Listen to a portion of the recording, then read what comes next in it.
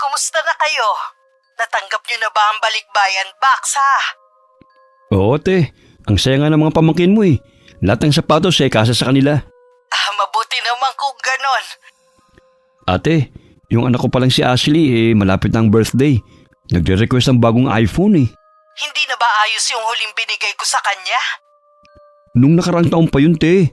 Baka ako na lang magtyaga dun. Kailan ba ang birthday niya? Nakalimutan ko na kasi. Sa 1 linggo na. Sa 1 linggo na lang ako magpapadala ng pambili ng iPhone ni Ashley ha. Siya nga pala ate, merong pinapasabi sa'yo si Kuya Ted. Kung pwede daw padala mo rin yung panganay niyang anak ng pan-down sa motor. May trabaho na kasi. Gagawin niyang service. Siya lang daw maghuhulog buwan-buwan. Bakit kailangan pang padaanin sa'yo? Pwede naman silang dumiretso sa akin ha. Nahihiya lang sila magsabi sa'yo dahil nakakarami na rin sila ng hingi sa'yo eh. Naku, nahiya pa talaga sila. Pwede ko ba kayong tanggihan? Sabihin mo na lang na isasabay ko na sa ipapadala ko sa yung pambili ng cellphone ni Ashley. Salamat ha. Ang bait mo talaga. Pinaka-the best na ate ka talaga sa buong mundo. Nambola ka pa. Wala na ba kayo ipagbibilin? Wala na ate. Tatawag na lang ako sa iyo kapag merong hihingi ng mga pamangkin mo. Teka. Gusto ko pa kasing makausap isa-isa ang mga pamangkin ko eh. Pwede ba? Tsaka na te, busy sila eh. Ako din pala meron pang gagawin. Tsaka na lang din tayo mag-usap ha.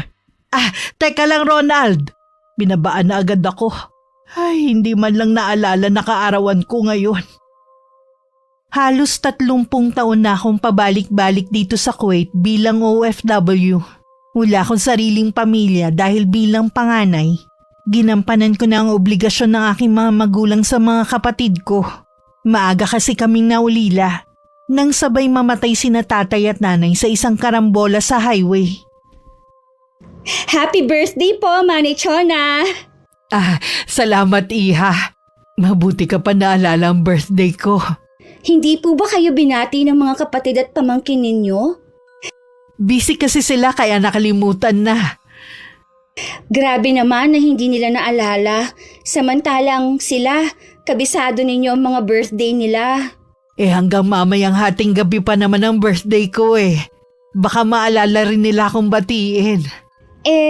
Alam na po ba nila na uuwi na kayo? Hindi ko sinabi. Dahil balak ko silang sorpresahin. Sa totoo lang po nalulungkot ako na uuwi na kayo sa atin. Sana naman payagan ako ng amo natin na magbakasyon. Basta lalo mo lang sipagan sa trabaho. Papayagan ka rin nila. Sinusunod ko naman ang lahat ng bilin ninyo Bilib nga din po ako sa inyo. Biruin nyo, nakatagal kayo ng ganun katagal dito. Ako nga, ilang buwan pa lang. Gusto ko nang umuwi kaagad sa atin dahil sa tindi ng homesick ko. Ay, buti na lang po nariyan kayo para palakasin ang loob ko. Ganyan din naman ako nung unang tapak ko rito Nilakasan ko lang din ang loob ko para sa mga kapatid kong nag-aaral pa noon. Napakaswerte po ng mga kapatid ninyo sa inyo. Sana po alagaan nila kayo ngayon na hindi na kayo makakapagtrabaho. Oo naman Iha. Kaya nga hindi na rin ako nakaisip na mag-asawa Dahil alam ko namang nariyan lang ang mga kapatid ko at mga pamangkin. Hindi nila ako pababayaan Huwag niyo nga po palang kalimutan na ibigay sa akin ang address ninyo ha. Dadalawin ko po kayo kapag nakauwi ako sa atin. Kapag nakauwi na ako sa atin, alagaan mo ang sarili mo ha.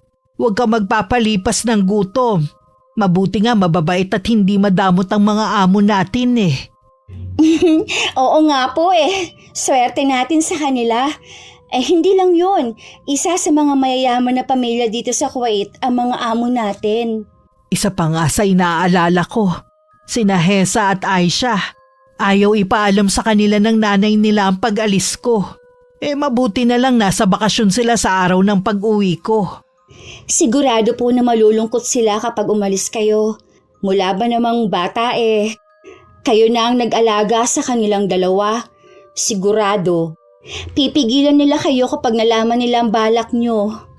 Ako din naman malulungkot at mamimiss ko sila. Kaya lang napapagod na rin kasi ko sa trabaho. Gusto ko naman makasama ang totoo kong pamilya. Kaya nga po pinayagan na kayo ng amo natin kahit labag sa loob nila. Ano po ang iniisip ninyo? Iniisip ko lang kung ano mga gagawin ko kapag nakauwi na ako sa atin. Malamang hindi na rin ako papayagang kumilos ng mga kapatid ko. Baka doon ko maranasan ang buhay, Reyna. Sa dami po ng sakripisyo nyo sa kanila, tama lang po na suklian nila kayo ng pag-aasikaso rin. Oo naman, kilala ko mga kapatid ko, no? Mababait silang lahat. Baka nga pag-agawan pa nila ako Hindi ko maiwasang mapangiti tuwing maiisip ko ang pag-uwi sa Pilipinas. May bahagi ko ang nalulungkot. Dahil matagal din ako nagtrabaho bilang kasambahay. Napamahal na rin sa akin ng mga amo ko. Lalo't napakabait nila. Lalo na ang 2 kong alaga na ngayon ay mga dalaga na. Baka naman po magkasakit na kayo niyan, Manay Chona. Ilang gabi na kayong hindi natutulog Excited na kasi talaga ako sa pag-uwi ko Parang gusto ko nang hilahin ng mga araw. Sa makalawa na po kayo uuwi. Huwag naman po kayo magmadali. Gusto pa kasi namin kayo makasama Pasensya ka na, Lynn, ha. Hindi ko man lang isinaalang-alang ang nararamdaman ninyo. Naiintindihan naman po namin kayo. Kung nasa katayuan din namin kayo ganun din siguro ang mararamdaman namin. Sana lang, Manay Chona, habang nandito ka pa, kami na muna ang pagtuunan mo ng pansin. Oo naman, ipagluluto ko nga pala kayo. Maiba po ako. Tinanggap niyo po ba ang alok ng amo natin? Hindi na kailangan, marami na silang naibigay sa akin. Tsaka may ipon naman ako. Ipinadala ko na sa kapatid ko. Sobra-sobra na yun para mabuhay ako na masagana. Buo po talaga ang tiwala ninyo sa mga kapatid nyo, ano? Hindi niyo po ba nababalitaan ng kwentong OFW? Nabalitaan ko nga yan. Nakakaawa din sila pero naniniwala din kasi ako na baka may dahilan yung mga kaanak para pabayaan sila. Baka naman hindi sila naging mabuti sa kanila. Ang mga kapatid ko naman hindi nila gagawin yun sa akin. Sa bagay nga po, kayo po ang mas higit na nakakakilala sa kanila. Tsaka, iba-iba naman po ang kapalaran ng tao Kaya kung ako sa inyo, Manay Chona, tanggapin niyo na ang alok ng ating amo. Bahala ng amo natin doon. Ano pong bahala ng mga amo natin? Kung ibibigay ba niya sa akin balang araw tatanggapin ko. Kaya nga sabi niya sa akin kahit anong mangyari wag ako magpapalit ng numero. Oo nga pala, Manay. Baka naman pwede nyo nang palitan yung cellphone nyo kapag nandun na kayo. Aba, lumang-luma na yan Nakailang palit na kami ng cellphone. Kayo hanggang ngayon yan pa rin. Nagagamit pa naman ito Sayang ang ipambibili ko. Lagi na lang kayong ganyan. Nangihinayang bumili para sa sarili pero sa mga kapamilya, hindi. Malay mo kapag nakita ng mga kapatid ko na ganito lang ang cellphone ko Sila na magkusang bilhan ako. Masarap din kasi sa pakiramdam na bibilhan ka ng mahal mo sa buhay. Matanong kong halam po, Manay, ano po ang trabaho ng mga kapatid nyo? Yung sumunod sa akin binigyan ko ng talyer. Pinag-aral ko rin yung 2 niyang anak. Parehong sa corporate nagtatrabaho. Yung pangatlo naman pinatayuan ko ng grocery store at may apartment na pinapaupahan. Kakagraduate lang nung bunso nilang anak. Yung binigyan ko ng pang-down sa motor. Yung bunso naman namin pareho pa nag-aaral sa college ang 2 anak. Nagpaparenta naman sila ng mga sasakyan. Nakakabilib po kayo sa nagawa ninyo sa mga kapatid nyo. Kanino po kayo sa kanila tutuloy kung sakali? Doon sa bahay ng bunso kong kapatid na si Ronald. Ako kasi nagpagawa ng bahay nila Sabi ko kahit bigyan na lang ako ng maliit na kwarto ayos na yun sa akin. Sana po nakapagpagawa kayo ng sarili ninyong bahay. Hindi ko na kasi mauuna yun noon Mas inuna ko na makapagtapos sa mga kapatid ko. Tapos kayo pa rin po nagpapaaral sa mga anak nila. Sa halip na sana sila na lang para mauna naman po ninyong sarili nyo. Masaya naman ako na sila ang inuna ko kaysa sa sarili ko. Sigurado na masaya ang mga magulang namin sa nagawa ko. Sigurado po yun. Tulungan ko na nga po kayo sa pag-aayos ng mga gamit ninyo. Aba, puro pasalubong yata to ah. Oo, mamimigay din kasi ko sa mga kapitbahay at sa iba pa naming kamag-anak. Naging madamdami ng huling araw ko sa mansyon ng amo ko. Maliban kay Lynn, may 2 pa kaming kababayan na driver ng pamilya at isang kusinera. Naiyak at niyakap din ako ng 2 Indonesian na kasamahan namin. Para na rin kasi kaming pamilya. At ako ang tumatayo nilang ina. Mag-iingat po kayo doon, Manay, ha? Para sa inyo, iingatan ko ang sarili ko. Yung mga billing ko sa inyo, ha? Huwag niyong kalilimutan lahat. Lagi niyo ba naman ipinapaalala Hindi po talaga namin yun makakalimutan. Kapag hindi kayo busy, pwede naman tayo mag-usap sa video call Pupuntahan ko po kayo sa inyo. Oras po na payagan ako ng amo natin na magbakasyon. Aasahan ko yan, ha? Alam mo naman ang address ng bahay ko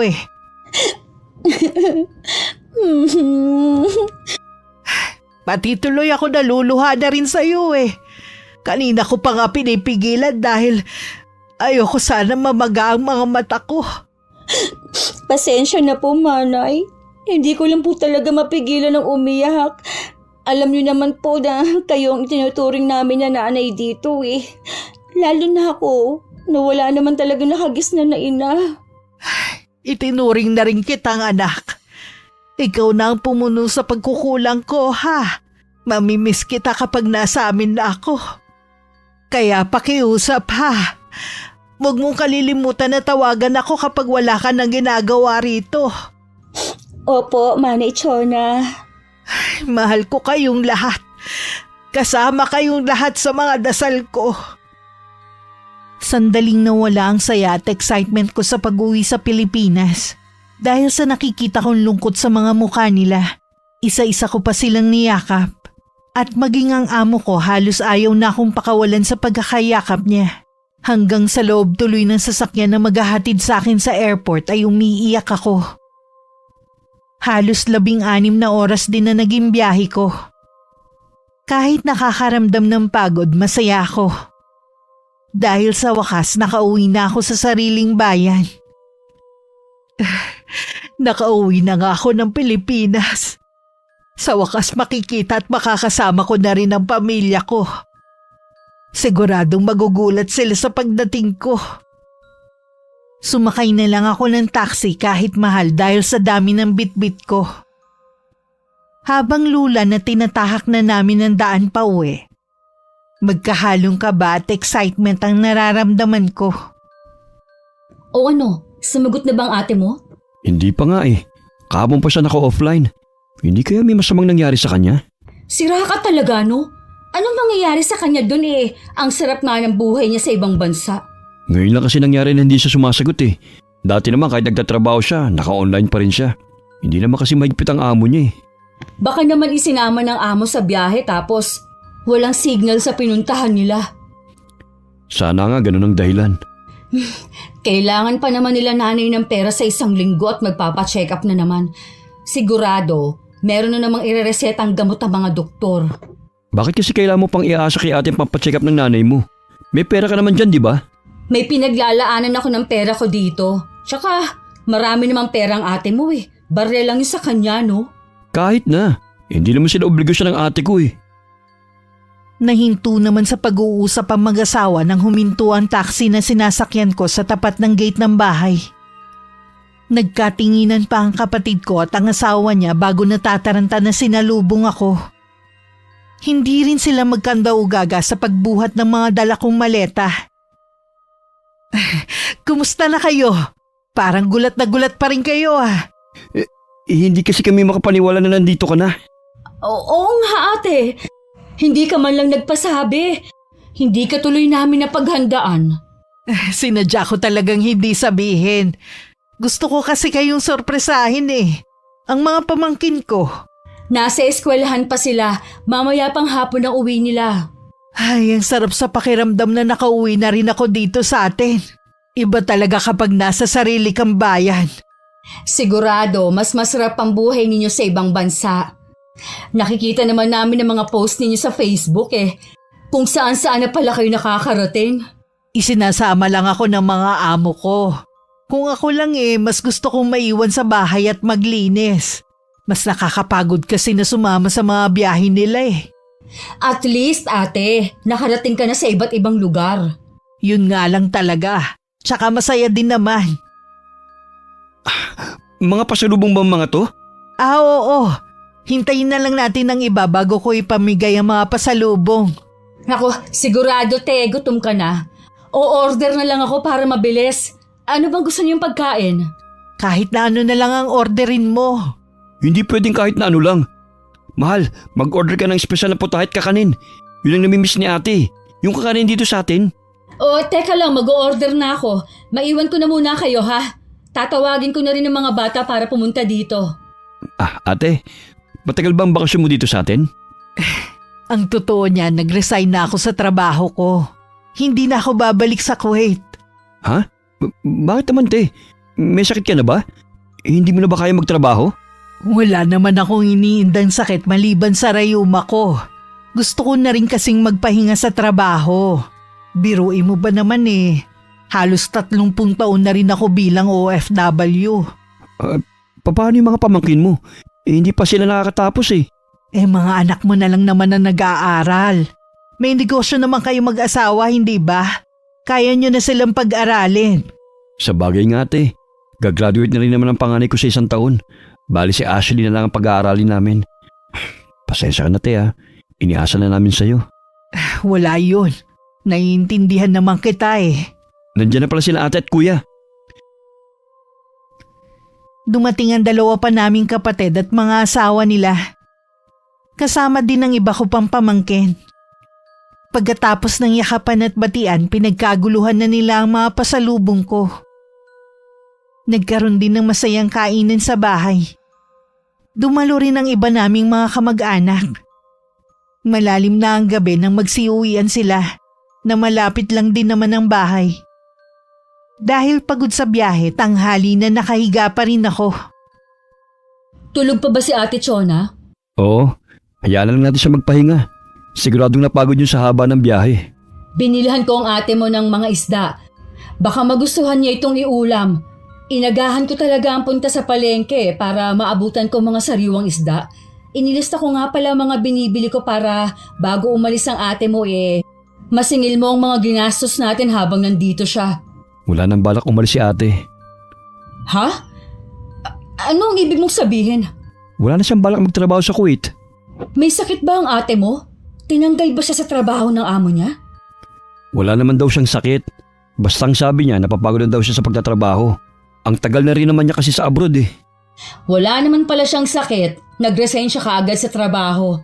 Dapat umuwi siya. Yung hindi na talaga niya kayang magtrabaho. Anong gagawin niya dito? Saan siya titira? Malamang dito siya titira. Dahil siya naman ang nagpagawa ng bahay natin Di ba usapan nun, bibigyan natin siya ng kwarto? O sige, dito siya titira.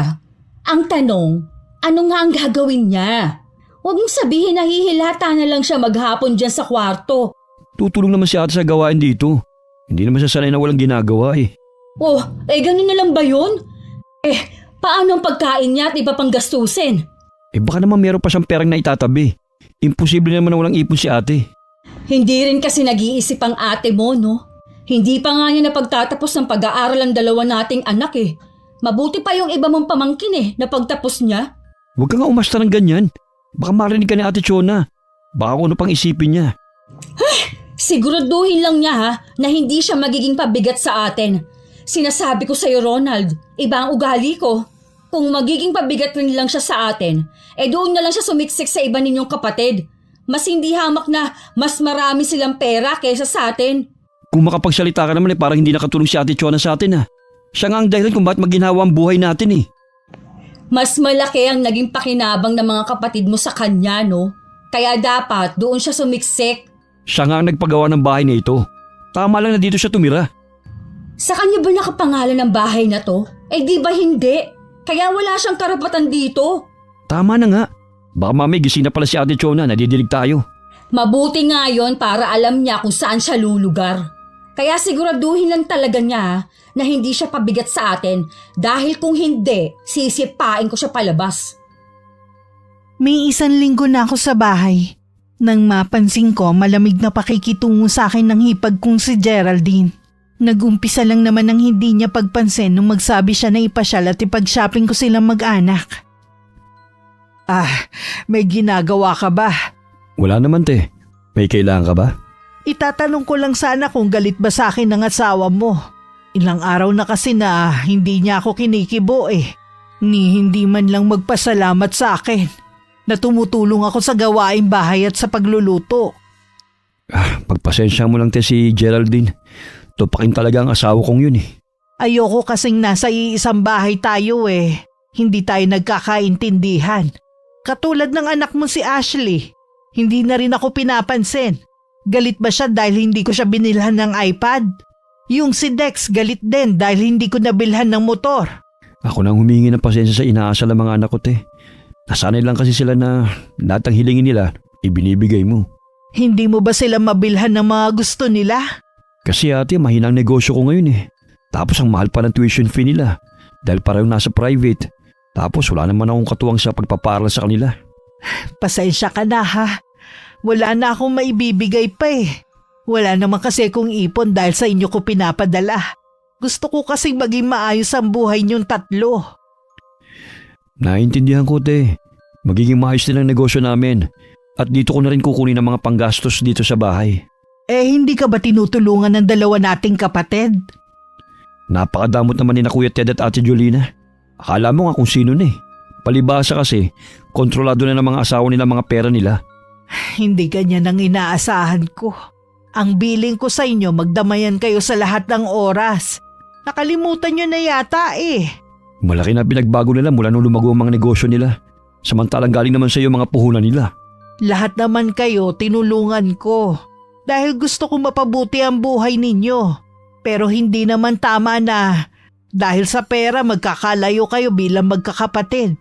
Hinahayaan ko na lang sila. Hindi pa naman kami naghihirap ng pamilya ko Isa sa mga araw na to kakausapin ko sila para makamusta na rin. Ikaw ang bahala, te. Mamaya kakausapin ko si Geraldine tungkol sa pakikitungo sa'yo. Tuwing kumakain sila maging ina, hindi man lang ako alukin. Kahit sa panonood ng TV, pinagbabawalan ako. Ayoko naman magsumbong kay Ronald. Hindi ko gusto na ako ang pagmumulan ng away nila. Bakit ba ganyan mo tratuhin ang ate ko, ha? Pati mga anak natin. Hindi na marunong rumespeto. Dahil hindi lang sila napagbigyan? Ang damot naman kasi ng ate mo parang yun lang ang hinihingi ng mga anak mo Hindi pa niya maibigay. Wala na ngang pera si Ate Chona.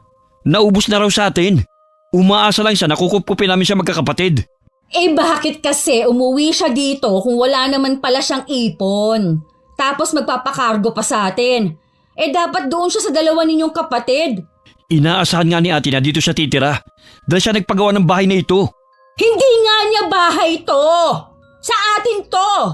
Wala siyang karapatan dito. Kahit na sa akin nakapangalan to, alam naman natin na pera niya ang pinagpagawa natin. Ang mabuti pa, paalisin mo na siya dito. Kesa naman sa magkaroon tayo ng problema. Saan naman pupunta si Ate Chona? Kaya nga nandito siya sa atin dahil wala na siyang pupuntahan. Wala akong pakialam. Basta paalisin mo na siya dito. Bumalik na lang kamo siya sa Kuwait. Magtrabaho siya para may pakinabang siya. Hindi ko yung magagawa sa kanya. Malaki ang utang na loob ko sa kanya. Kung hindi mo kaya, ako ang magpapalaya sa kanya. Geraldine, saan ka pupunta? Bumalik ka nga rito. Parang walang naririnig na tumalikod at tumakbang paalis si Geraldine. Nagulat pa ako nang bigla na lang siyang pumasok sa kwarto na walang abiso. Halata din sa kanya ang galit na ipinagtaka ko. Hindi ka ba marunong kumatok, ha? Hindi ko kailangan kumatok sa sarili kong pamamahay. Ano ka mo, bahay mo? Nagbibiro ka ba? Mukha ba akong nagbibiro, ha? Bahay ko to at ako ang nagpagawa nito. Wala kang karapatan na angkinin to. Bakit? May katibayan ka ba na sa'yo ang bahay na to? Ako kasi meron. Kaya hinay-hinay ka ha sa mga binibitiwan mong mga salita. Baka sipain kita palabas dito. Walang iya ka. Pagkatapos ng lahat ng ginawa ko sa inyo, ito pa ang igaganti mo? Oh, bakit? Ikaw naman ang gusto magbigay ng mga material na bagay at pera sa amin Kaya wala kang karapatan na sumbatan kami. Lumayas ka rito sa bahay ko. Pag-aari ko to. Wala kang karapatang tumira rito. Ikaw ang lumaya sa bahay na to. Hindi namin kailangan ng dagdag na palamunin. Doon ka sumiksik sa dalawa mong kapatid. Tignan natin ang tigas na mukha mo sa gagawin ko sa'yo. Bitiwan mo ako! Ano ba? Hindi mo ako mapapaalis sa bahay namin. Amin to! Nakapangalan kay Ronald ang bahay na to at kasal kami. Kaya mas may karapatan ako sa bahay na to kesa sa'yo. Hindi ko akalain na wala kang delikadesa at utang na loob. Halika dito. Ha? Nasa sala na kami ng bahay nang lumabas si Ronald at ang dalawa kong pamangkin. Agad naman kaming inawat ng kapatid ko. Tama na! Ano ba kayo? Dinig na dinig sa labas ang pag-aaway nyo. Nakakaya sa mga kapitbahay natin.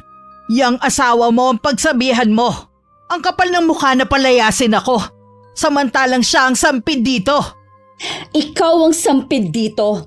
Pag-aari namin ang bahay na to. Kahit anong gawin mo, hindi mapapasa iyo ang bahay na to. Saka ba kumukuha ng kapal ng mukha ha? Hindi ko alam kung ano nagustuhan sa'yo ni Ronald Napakasama ng ugali mo. Labas ka na kung anong nagustuhan sa akin ni Ronald. At least ako may pamilyang matatawag. Ikaw, tatandang mag-isa.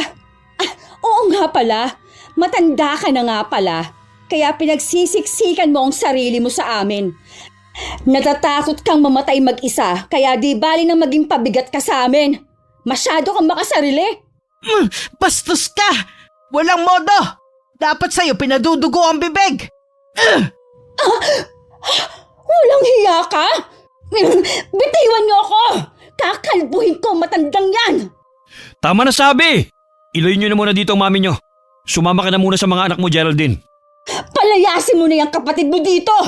Ikaw na matanda ka, hindi pa tayo tapos! Sinundan ko pa ng matalim na tingin ng hipag ko.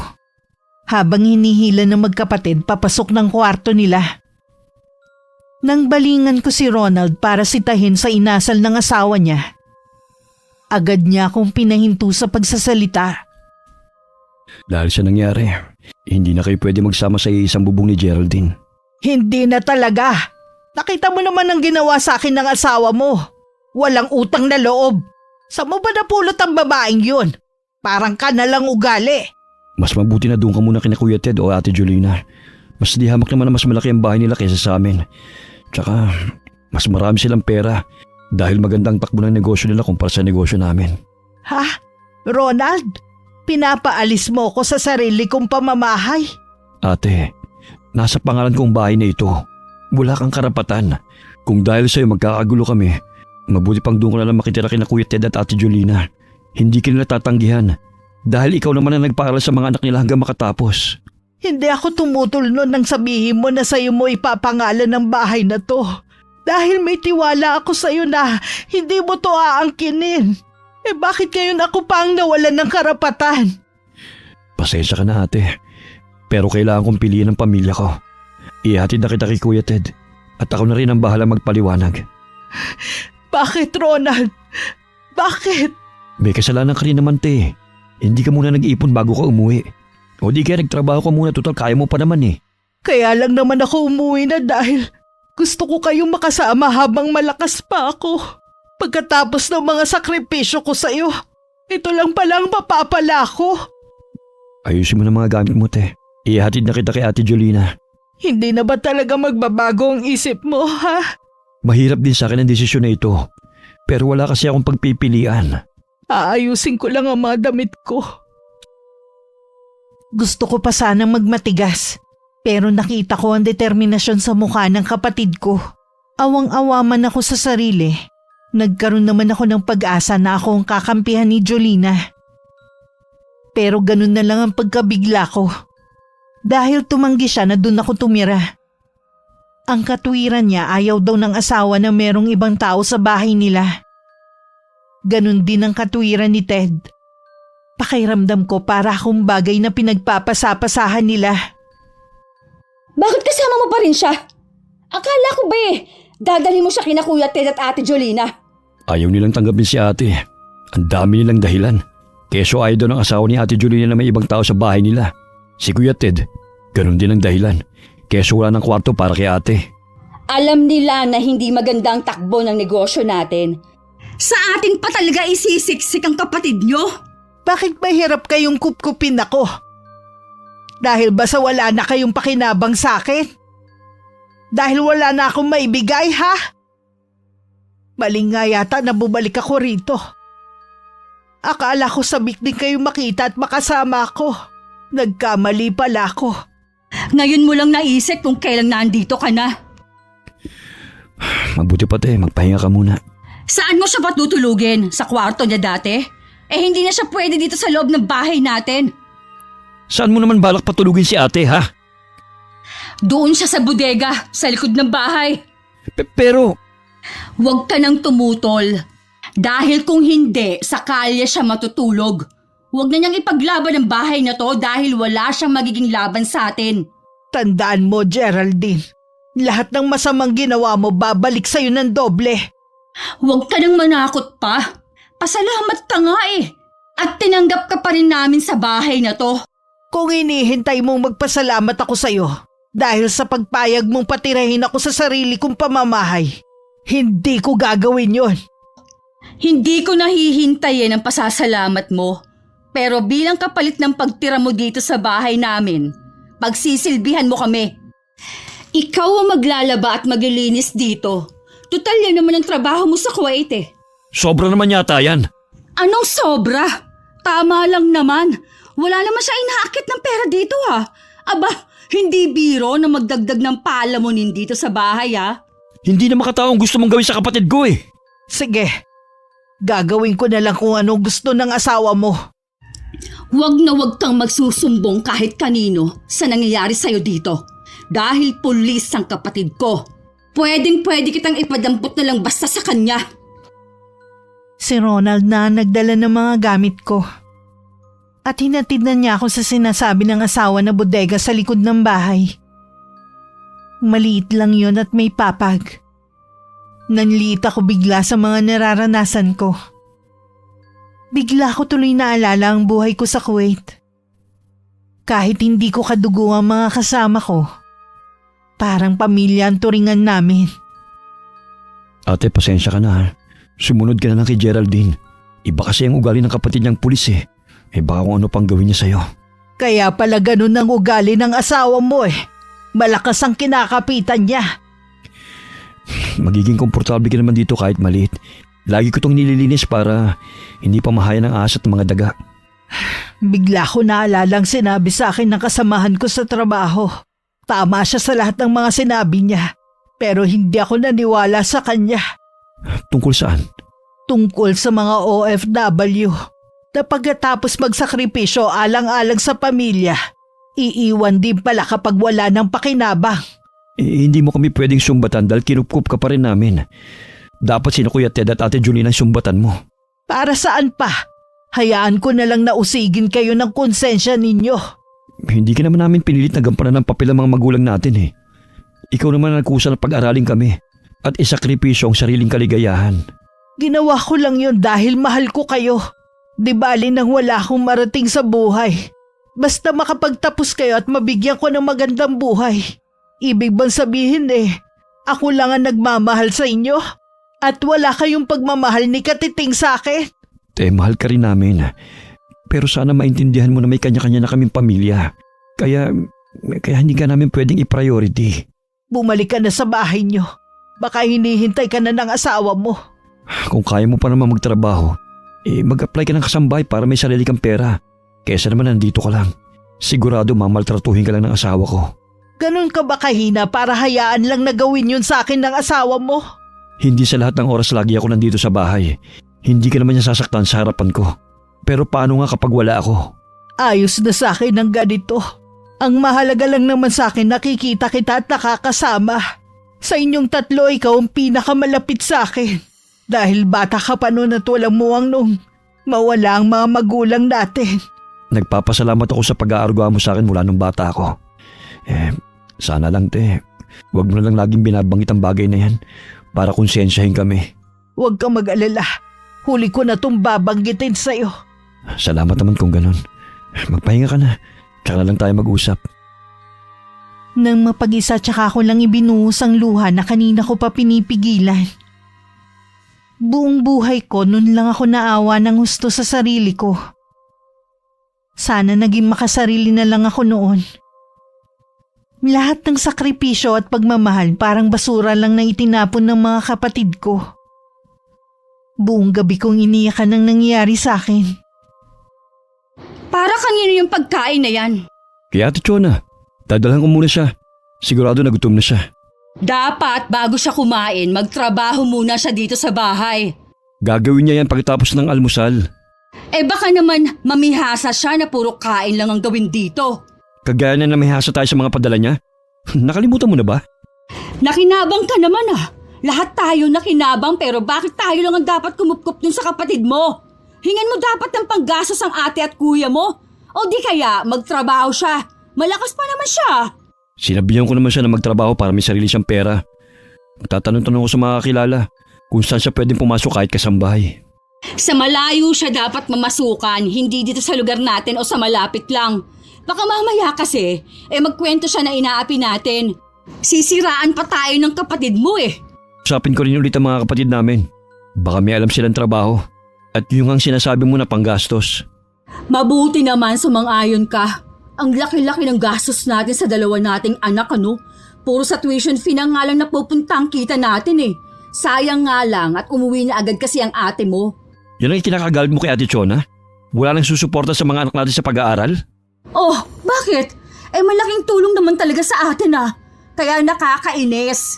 Hindi na lang niya hinintay muna na makagraduate mga anak natin Parang 3 taon na lang Kahit naman makapagtapos ang mga anak natin sa tulong ni ate, ganyan pa rin ang magiging trato mo sa kanya dahil wala na siyang pera. Dalhin mo na nga yan sa kanya. Ikaaga-aga Sisirain mo na naman ang araw ko. Kung balak mo siyang utusan sa mga gawaing bahay, pakiusap lang. Huwag mo sana siyang sasaktan. Matakot ka sa karma. Respeto naman.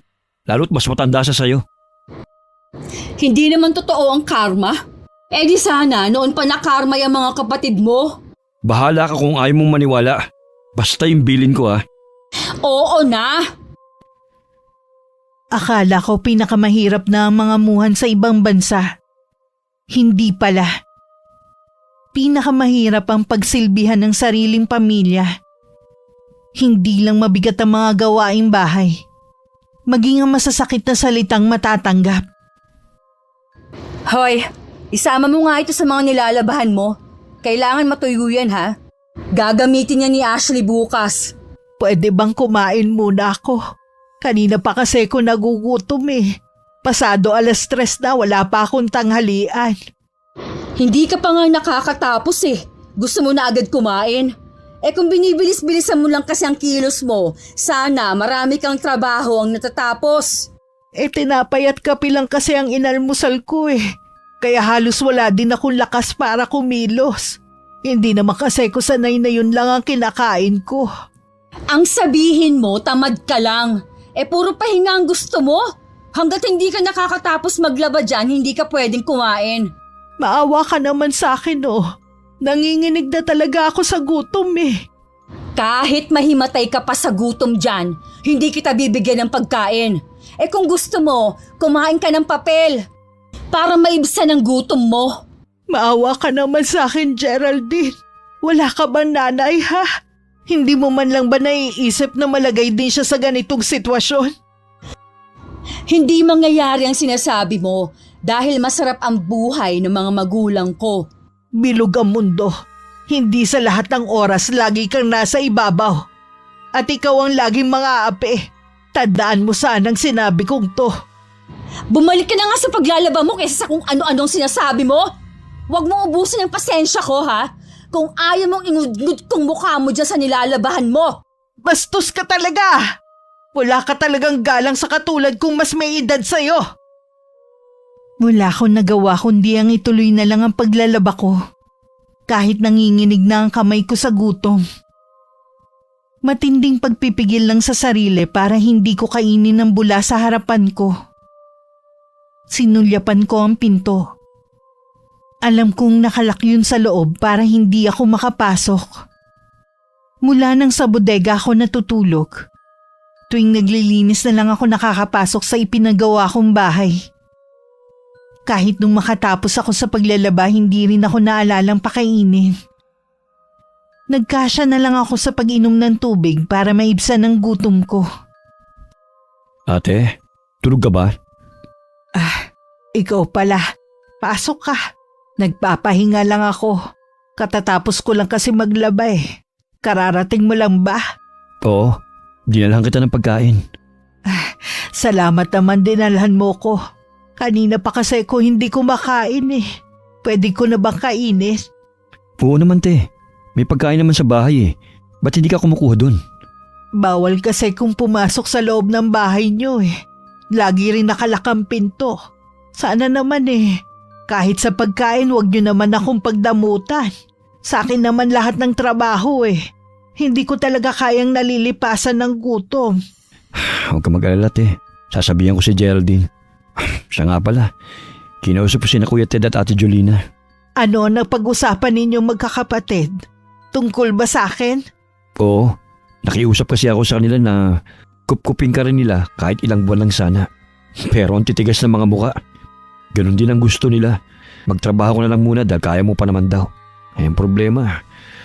Ayaw naman nila akong tulungan na hanapan ka ng trabaho. Ano ba ang dahilan nila? Bakit ayaw nila akong patuluyin sa bahay nila? Nag-aalala kasi sila na kaya ka umuwi dahil may iniinda ka ng sakit at baka magpapaalaga ka lang sa kanila. Pare-pareho pala kayo ng dahilan ng mga kapatid natin. Kaya pala bigla nila akong iniwasan nang sabihin ko na hindi na ako babalik sa abroad para magtrabaho. Tapos na ang tungkulin ko kaya wala na akong silbi sa kanila. Kaya nga hinahanap pa kita ng trabaho para kahit papano kumita ka. Kaya lang kapag nalaman nila ang edad mo, umayaw sila. Mas gusto raw nila yung medyo bata pa. Mahirap talaga maghanap ng trabaho dito sa atin. Mga bata nga nahihirapan. Ako pa kaya. Sana lang mahanapan mo pa rin ako. Huwag ka mag-alala. Makakahanap din tayo. Sa ngayon magtiyaga ka muna rito sa amin. Huwag mo na lang pansin ang pagsusungit ni Geraldine. Kung sa tingin nyo pabigat ako, huwag nyo na akong alalahanin pa. Ayos lang ako kahit saan ako mapadpad. Kung iniisip mo ate na umalis dito sa bahay, mas bibigyan mo na kami ng mas malaking problema. Kaya dumito ka na lang. Wala ka namang iba mapupuntahan baka marating pa sa iba nating kamag-anak na pinababayaan ka namin. Isipin mo naman sana ang mga sasabihin ng mga tao sa amin. Mula nun puro na lang sarili ninyong iniisip nyo. Huwag kang mag-alala. Hindi ko kayo bibigyan ng problema. Maiwan na kita te ha. Bukas ng umaga ako magdadala ng almusal mo para makakain ka ng husto. Inabutan pa ni Ronald ang asawa na may kung anong ginagawa sa kusina. Nang mapansin siya na galing sa likod, napakunot na lang ang noo sa pagkakatingin sa kanya. Galing ka siguro sa kapatid mo, no? Anong ginawa mo doon? Oo, dinalhan ko si ate ng pagkain niya. Dadalhan ko na nga rin sana siya ngayon Anong dadalhin mo? Yang tira-tirang pagkain na yan? Kung sa'yo ko kaya ipakain yan. Hindi Ipapakain ko to sa mga aso sa labas. Oras na magkasakit si ate, mas malaking perwisyo. Alam mo naman na may edad na si Ate Chone. Nagagawa mo pa siyang hindi pakainin. Ikaw naman, nakalimutan lang siyang pakainin kung ano-ano nang isinumbong sa'yo. Kita naman sa pangangatawan niya Halos butot balat na lang siya. Tinatanggayan na nga siya sa trabaho dahil sa edad niya. Tapos ganyan pang itsura. Paano natin siya mapapalis dito sa bahay? Bakit kasi hindi ka tinutulungan ng kapatid mo? Huwag na natin silang asahan pa. Tamang sinabi nila. Hindi pwede namang malagi dito si ate. Dahil oras na abutan siya ng pagkakasakit dito, kargo natin siya. Lalo tayo mapapagastos. Dapat naman kasi gumawa din sila ng paraan kung paano mapapaalis sa lugar natin ang kapatid mo. Naisip ko nga na ipadala siya sa malayong probinsya. May kinakausap lang akong tao. Doon pwede siya magbagong buhay. Mababait naman ang mga taga ron Sigurado merong kukup-kup sa kanya. Para palang pusang ililigaw mo. Paano kung makabalik siya dito? Siyempre sakto lang ang perang ipapadala ko sa kanya. Tingin ko rin siya ang nagdala ng kamalasan dito sa bahay natin. Yun nga din ang sabi ng asawa ni Ate Jolene. Malas daw ang pagdating ni Ate Chona. Babagsak daw ang negosyo nating lahat. Naniniwala ko sa bayaw ko dahil in-check yun. May alam siya sa mga ganyan. Lalo tuloy ako nang gigigil dyan sa ate mo. Bakit kasi umuwi-uwi pa dito Lingid sa mag-asawa, narinig ko lahat ng pinag-usapan nila. Sumunod kasi ako kay Ronald para humingi sana ng tubig. Bumalik ako sa bodega na umiiyak. Habang tumatagal kasi ko doon, pahirap ng pahirap ang sitwasyon ko at nadadagdagan ng mga masasakit na salita na natatanggap. Kinabukasan panibago na naman pagmamaltrato ang naranasan ko sa hipag ko. Tama na! Maawa ka naman! Tama na ang paghampas mo sa akin ng walis! Napakatanga mo talaga kahit kailan! Tumanda ka na't lahat sa pangangatulong mo sa ibang bansa, nakakabasag ka pa rin. Talagang malas ka!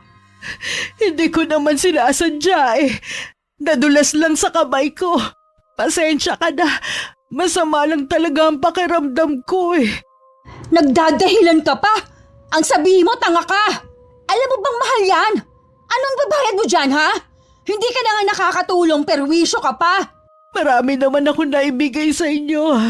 Hindi mo ba pwedeng palampasin ang nangyaring to?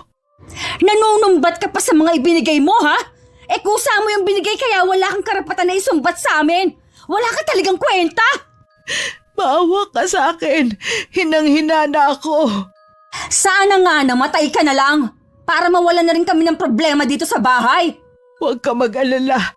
Malapit nang matupad ang hiling mong yan. Mabuti pa. Bumalik ka na lang sa bodega. Huwag kang aalis doon hanggat hindi ko sinasabi.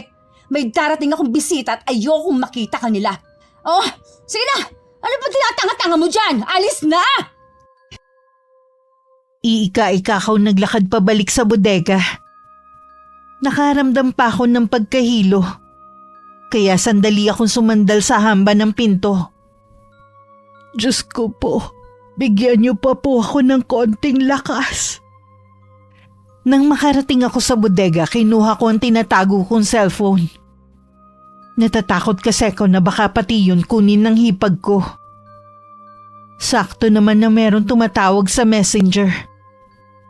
Pagbukas ko ang nakangiting mukha ni Lynn. Manay Chona! Ay, kumusta na po kayo? Bakit parang pumayat yata kayo at galing pa yata sa pag-iyak?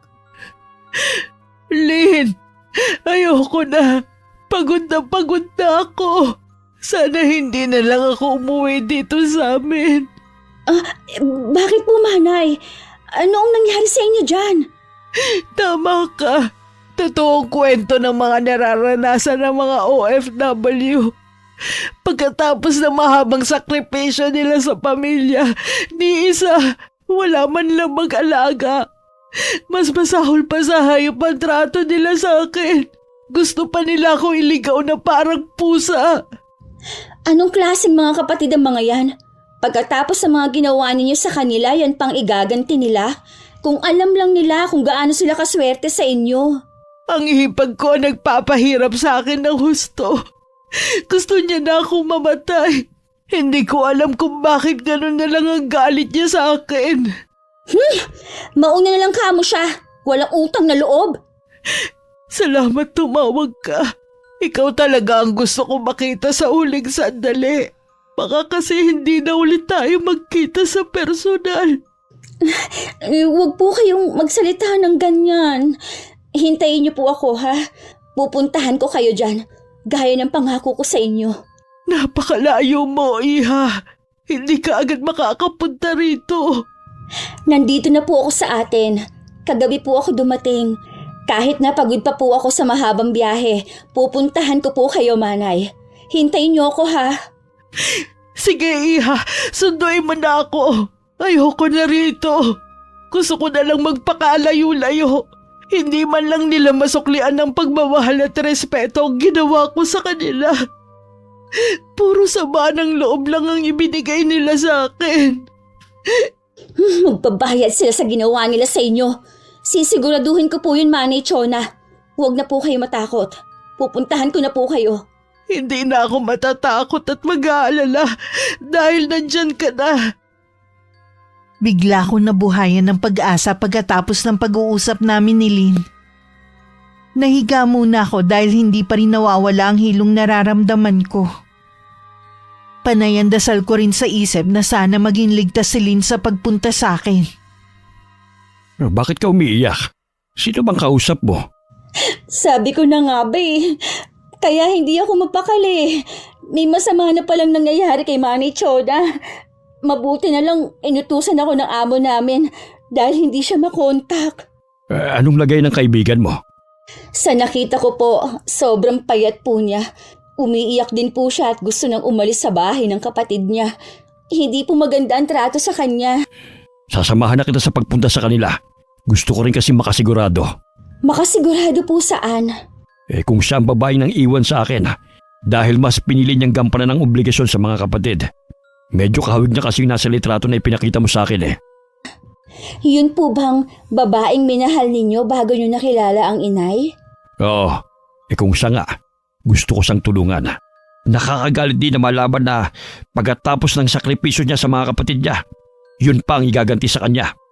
Kung ganun po tara na po, baka mahuli pa tayo Balak raw siyang iligaw ng kapatid Diyos ko, anong klaseng kapatid ang gagawa nun? Mga walang puso at utang na loob. Hanggang dumilim nakahiga pa rin ako at nakatanaw sa labas ng maliit na bintana. Dumating naman si Ronald pero hindi pa rin ako tumitinag. Blanko lang ang mga mata ko na sumulyap sa kanya. Dinalahan kita ng pagkain, te. Alam ko kanina ka pa hindi kumakain Ayokong kumain. Ha? Bakit ayaw mo? Wala ka bang ganang kumain? May sakit ka ba? Teka, bakit may mga pasa ka? Kagagawa ng asawa mo. Talagang si Geraldine. Pasensya ka na sa asawa ko, te. Masakit ba mga pasa mo kaya wala kang ganang kumain? Hayaan mo na lang ako mamatay sa gutom. Total naman balak mo kong dalhin sa malayong probinsya. Para kung hayop na ililigaw mo sa ibang lugar. Ate, hindi naman ganun yun. May trabahong naghihintay sa inyo ng mga kasama mo. Mga matatanda rin ba na ayaw alagaan at kupkupin ng pamilya nila? Akala ko ba gusto mo magtrabaho? Ito na ang pagkakataon mo. Hindi ko na rin kakayanin ng trabaho. Dito pa lang sa bahay niyo pagod na ako. Hindi ka kasi pwede dito sa bahay, te. Lalo kasi nagagalit si Geraldine. Dahil ako ang nagdadala ng kamalasan sa bahay na to. Narinig ko lahat ang pinag-usapan niyo ng asawa mo. Mas pinaniniwalaan mo pa talaga ang sinabi ng bayaw mo kesa sa akin. Ikukuha mo na kita ng gamot. Mainit ka Ipinikit ko muna ang mga mata ko dahil sa hilong nararamdaman ko. Kumakalamang sikmura ko dahil sa gutom. Pero wala akong lakas para kumain. Kahit nang bumalik si Ronald kasama ang asawa, hindi ako nagmulat ng mga mata. Kasalanan mo to kapag may masamang nangyari kay ate. Hindi ko naman sinasadya yung ginawa ko sa kanya kanina. Nagdilim lang talaga kasi yung paningin ko nang makabasag siya. Para yun lang, binugbog mo na siya kagad? Painumin mo na lang kasi ng gamot. Ate, inumin mo na to para gumaling ka na. Ayaw naman magising. Baka kailangan na natin siyang dalhin sa ospital. Mabuti pa nga. Dito ka lang. Ihanda ko lang ang kotse. Pagpasok sa loob ng bahay, naabutan na ni Ronald ang mag-ama. Nagpakilala si Lynn na kaibigan ko. Ipinakita rin niya ang mga litrato namin na magkasama sa Kuwait. Napilitan na rin ng kapatid ko na ipaubaya ako sa mag-ama. Lalo't sinabi ng dalaga na nagkausap kami. May tatanong sana ako. Ano yon? Sabi mo nasa Kuwait ka. Paano ka nakapunta ng mabilis dito? Kararating ko lang nang tawagan ko si Manny Choda. Bala ko talaga siyang puntahan dito para sorpresahin. Yun pala, ako ang masusurpresa sa kalagayan niya. Kung meron man siyang sinabi sa'yo, nagkaroon lang ng hindi magandang pagkakaunawaan. Ang laki ng bahay niyo, pero hinayaan mo lang na sa bodega matulog ang kapatid mo. Alam ko rin na siya ang nagpagawa ng bahay na ito. Dahil umaasa siya na kukup-kupin ninyo siya kapag hindi na niya kaya magtrabaho. Tingin ko marami kang alam tungkol sa buhay ni ate. Marami talaga. Mahal na mahal niya kayo. Wala siyang bukang bibig kundi ang pagmamahal niya sa inyo. Hindi bali nang walang matira sa kanya basta meron kayo. Ang tanging gusto lang naman niya, suklian ninyo ng pagmamahal ang ginawa niya pero hindi niyo pa masuklian. Pera lang talaga ang habol niyo sa kanya. Umalis na nga kayo! Isama na ninyo yung matandang walang silbi na yan ha! Ang dami mo pang satsat! Sobrang pagmamalupit ang ginawa mo sa hipag mo. Kakarmahin ka rin sa mga ginawa mo. Tingin mo sa kanya wala nang silbi dahil akala ninyo wala na siyang pera. Anong ibig mong sabihin na akala namin wala na siyang pera? Di ba wala naman talaga? Wala na nga talaga dahil kayo ang umubos. Dahil sa kabaitan at kabutihan ni Manay Chona, binigyan siya ng malaking halaga ng amo namin. Kahit hindi na siya nagtatrabaho, mabubuhay siya ng marangya. Totoo ba yan? Kaya nga ako biglang umuwi dahil na rin sa utos ng amo namin. Hindi niya kasi makontak si Manay Chona, kaya labis siya nag-aalala. Ronald, si Ate Chona. Kailangan na naming umalis. Huwag kayo mag-alala, hindi ko pababayaan si Manay Chona. Teka, saan niyo dadali ng kapatid ko? Kailangan ko malaman. Dadalhin namin siya sa ospital para malaman kung lagnat lang ba ang sakit niya. Sasama ako.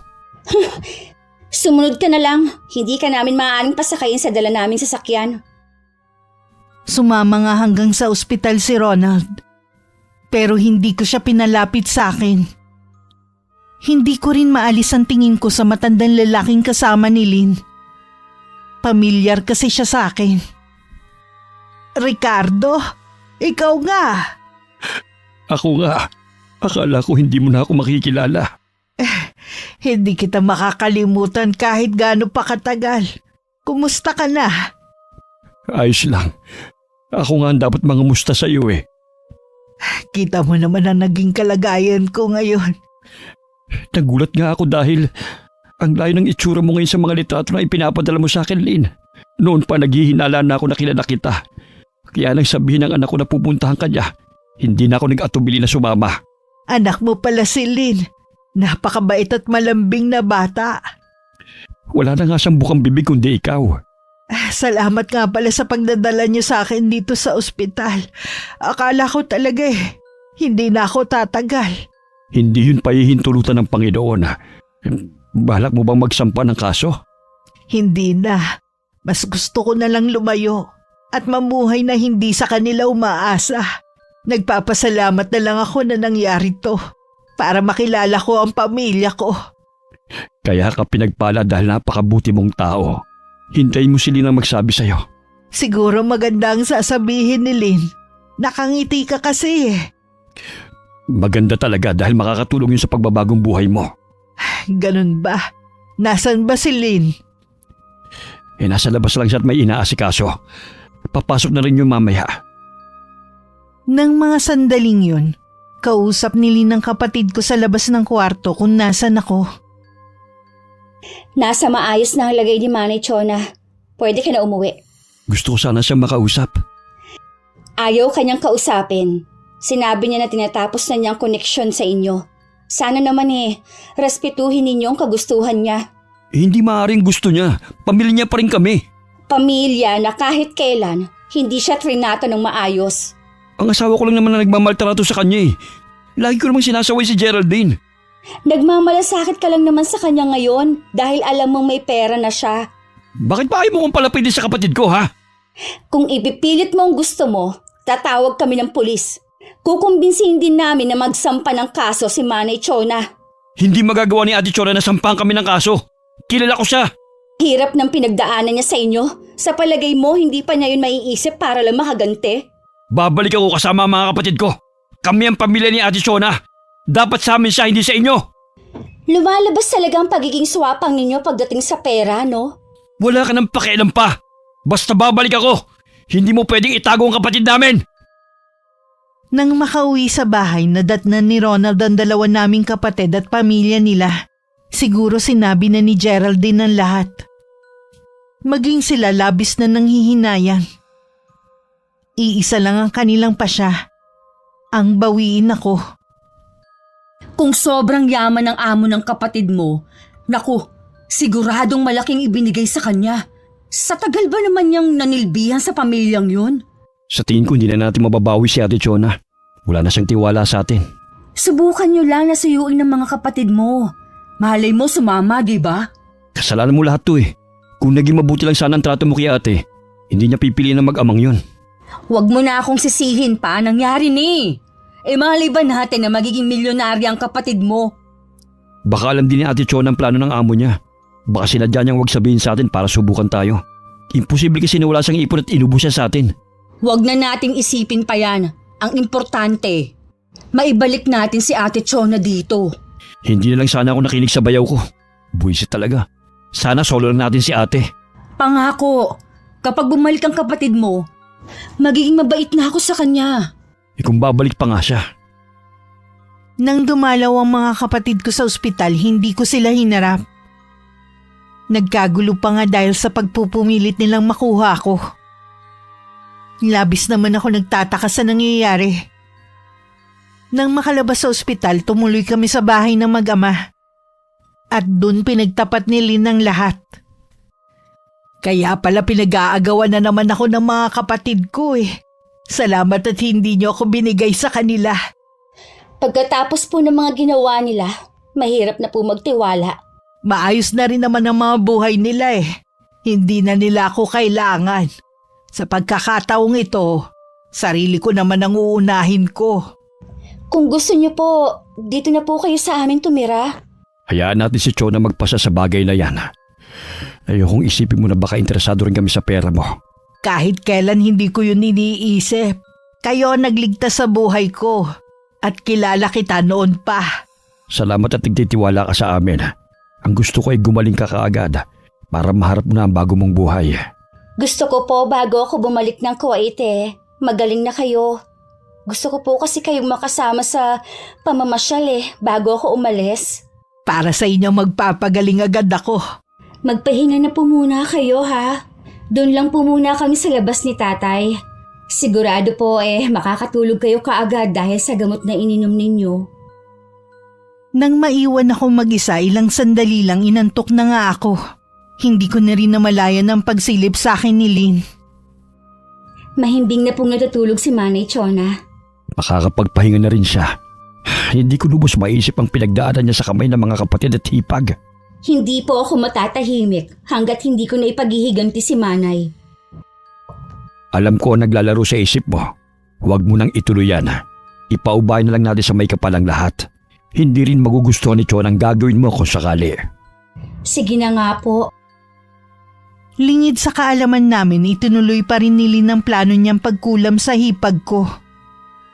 Isang sakit ang binigay niya kay Geraldine. Nag-alay din siya ng dasal para malasin ang negosyo ng mga kapatid ko.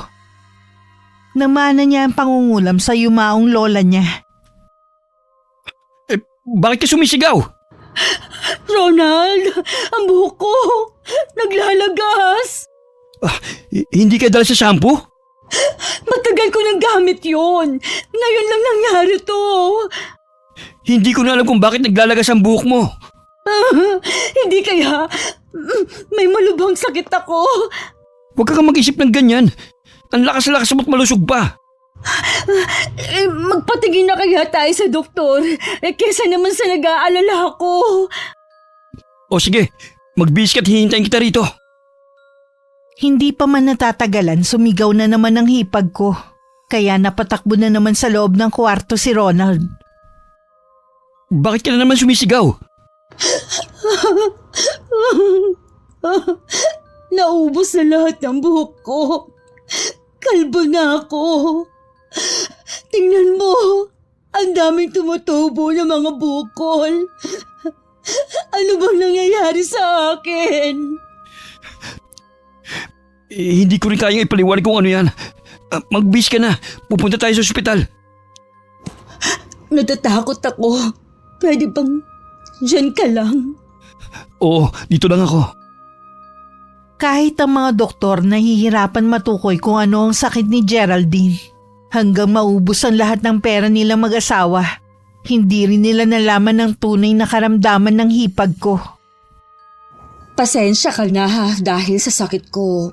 Naubos ang pera natin. Pati itong bahay, mawawala pa sa atin.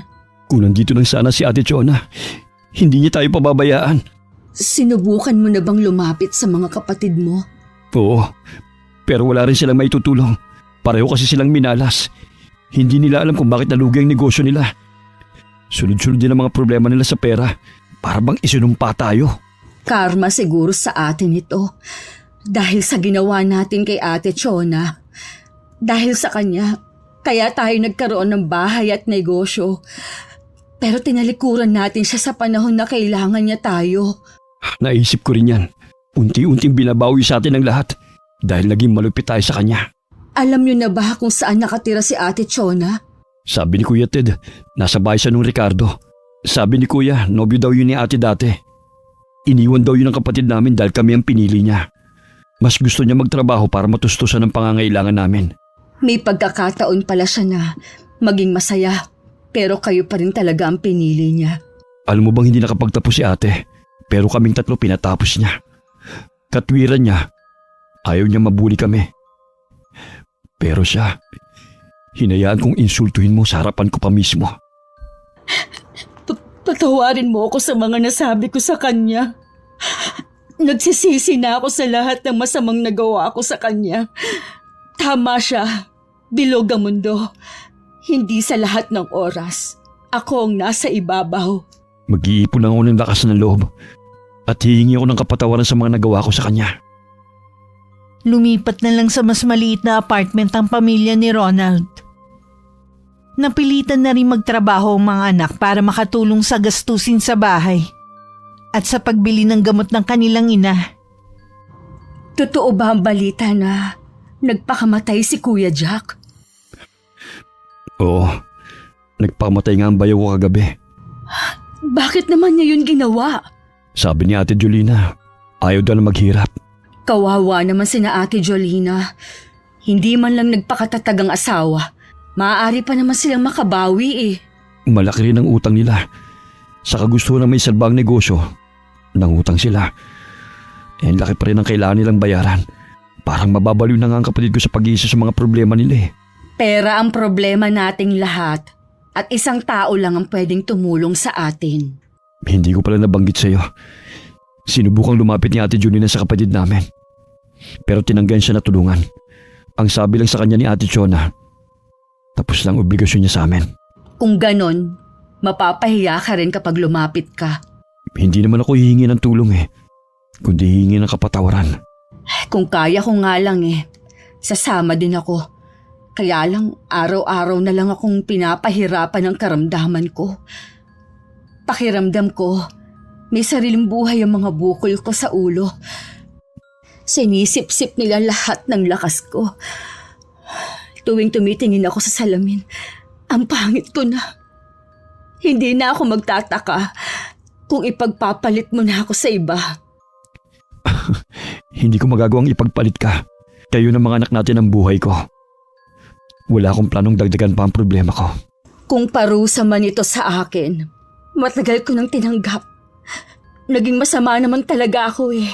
Pero sana naman, kahit ganito ang itsura ko, makatulong man lang ako sa'yo. Kaya lang, nakaratay lang ako at alagain pa. Hindi ako magsasawa na alagaan ka. Kaya huwag kang susuko.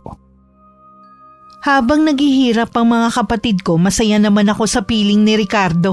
Dati kontento lang ako sa buhay ko. Pero ngayon kontento at masaya.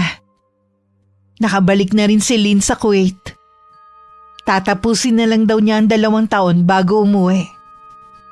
Rona, may bisita ka. Sino? Ronald? Kumusta ka na, Ate Chona? Maayos na ang kalagayan ko. Galing din dito si Ted at Jolina. Kung nandito ka para humingi ng tulong sa akin. Nandito ako para humingi ng kapatawaran sa mga nagawa kong kasalanan sa'yo. Humihingi rin ng kapatawaran si Geraldine sa'yo. Bakit hindi mismo ang asawa mo ang magsabi niyan? Gustuhin man niyang pumunta rito. Hindi ganun kadali eh. May sakit kasi ang asawa ko at nakahiga na lang siya. Anong sakit niya? Hindi pa rin malaman ng doktor eh. Sabi nga niya, karma na raw yun sa kanya. Pasensya ka na. Hindi kita pwedeng tulungan. Ate, Hindi ako nagpunta rito para magpawa at para tulungan mo. Kapatawaran mo lang, sapat na. Matagal ko na kayong napatawad. Kaya lang kailangan kong panindigan na lumayo sa inyo. Naiintindihan kita, ate. Masaya ko na makitang nasa maayos ka ng kalagayan. Naalis na ako. Inihintay na kasi ako ni Geraldine Sa 3 mong kapatid, siya lang ang bukod tanging humingi lang ng kapatawaran. Sa kanilang 3 siya ang pinakamalapit sa akin dahil halos ako na nagpalaki sa kanya. Masakit sa akin na tikisin siya pero kailangan ko tong gawin Yun na ang huling beses na nakita ko ang mga kapatid ko. Kahit hindi man kami nagkikita, lagi kong ipinagdadasal ang kaligtasan ng buo nilang pamilya. Humihingi rin ako ng kapatawaran sa Diyos kung bakit ko nagawang tikisin ng mga kapatid ko. Gusto ko lang matuto sila na wala ako sa tabi nila. Gusto ko ring sarili ko naman ang mahalin at talagaan ko. Wakas. Okay, shoutout po tayo. Shoutout kay Lydia Lopez na always present. Hello kay Trajano Lestojas na lagi ring nakikinig. Hello kay Rai Galedo. Hi kay Eva Bob 1420 from Pag-asa, Banban, Tarlac. Hello kay na Mary Ann Panganiban at sa anak niyang si Althea May Bautista na magfa-first birthday ngayong July 27 from Malvar, Batangas. Hi kay Del Kabusbusan from Quezon City. Shoutout sa Ampanya family from New Lucena, Iloilo. Hello kay na Frederick Cayube, Dario Pasha, Jasmine Garcia, Richard Lanzulela, Alan and Helen from Holo, Sulu. Hi kay Mary Ann Basira. Shoutout sa Borja family from Santo Tomas, Davao del Norte. Hi kay Angela Daphne Alejandro, kay Tito Rolando Alejandro, kay Tita Elvira Alejandro at hi din sa mga pinsan mong sina Aljun Alejandro at Ella Alejandro from Morong, Rizal. Hello kay Lea Thomas from Nico Plastic. Hello kay Annalyn Pasamik from Singapore. Hi kay Insabian from Ifugao. Hi kay Ami Viray from Talim Island, Binangonan, Rizal. Hi kay na Jace, JC, Jason Ombao, ingat sa pagmamaneo from Janisa, Toledo. Hello sa asawa ni Sheila May Cajaro na si Kerich at sa magulang mo na taga Cavite. Salamat po sa pakikinig. Hello kay na Ate Auring, Ate Nef, Faye Ruth, Kuya Dennis J, Chef M ng Amira Boxes Handicraft. Hi kay na Imelda Cordova at kay Christine Joy Cordova. Salamat sa pakikinig. Shoutout sa inyo dyan sa Bahrain from Inday Bonnie. Hello kay na Arlene Torquisa at kay Gomer Carnaveral. Shoutout sa Padilla siblings from Pangasinan. Shoutout sa Sablad family kina Ruben Ryan, Rosario, Rubener, Rabi Rain. Shoutout sa Likwanan family kina Romolito, Rumalin, Sara Lucio, Reolanda Dingal at kay Nanay Fen. Hello din kina Jelay, Noemi, Isabon, Maika, Angelo, Batusay, Boris at Jean Ira. Maraming salamat sa inyo. Shoutout sa Santiago family from Nueva Ecija. Hi kay Januar Avestruz from Taytay, Rizal. Hello sa mga anak ni Jessica Sobremonte na sina Jessie, Sayan, Andrea Rose, AJ, Jason at sa bunso mong si Jefferson. Love kayong lahat ni Mama. Hi kay Emeline Napoles from Dalig, Balayan, Batangas. Shoutout kay na Madam Marie, Claire, Alicia, Rosie, Racel and kay Reina. Salamat po sa pakikinig nyo. Hello kay Bangus Tilapia 6714. Hi kay Michelle Nazareno from Lucio Laurel Gloria, Oriental, Mindoro. Hello kay Connie Calcada from San Mateo, Rizal. Shoutout sa Solar Boys at kay Leo Clavesillas.